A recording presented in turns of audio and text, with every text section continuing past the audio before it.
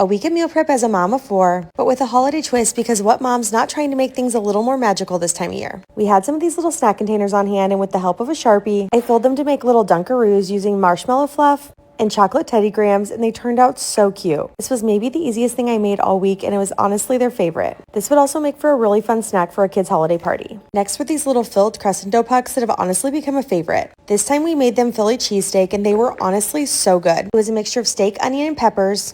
Admittedly, my kids did not love the peppers, and I added a scoop of nacho cheese sauce because we had it on hand, baked them, and put them in the freezer. These become a go-to lunch or weeknight dinner. And if you can't tell, my husband stole one before they even got in the freezer. Then it was on to uncrustables, and you guys are going to see just how boring my kids can be. I wanted to stock up on some for my older daughter, and she only likes salami in her sandwiches. So this was literally salami and bread, but hey, if she'll eat it, they're stored in the freezer and they're ready to go now.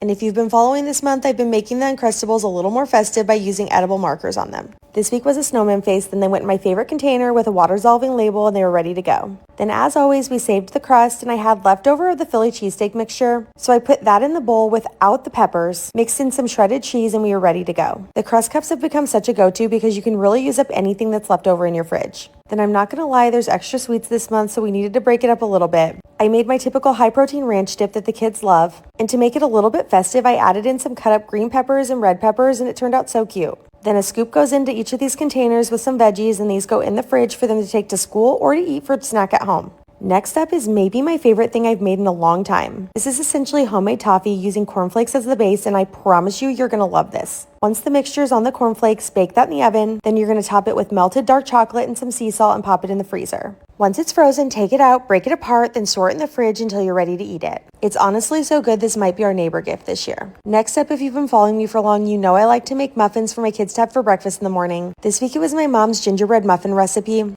it was such a fun little holiday treat for the kids. I always bake my muffins in these oversized tulip liners, and they've been a fun way to make things a little festive without any extra effort. The Christmas prints are so cute, and I love that it comes with several in one box so you can kind of mix it up. Then we were onto a recipe that was more for mom than anyone else.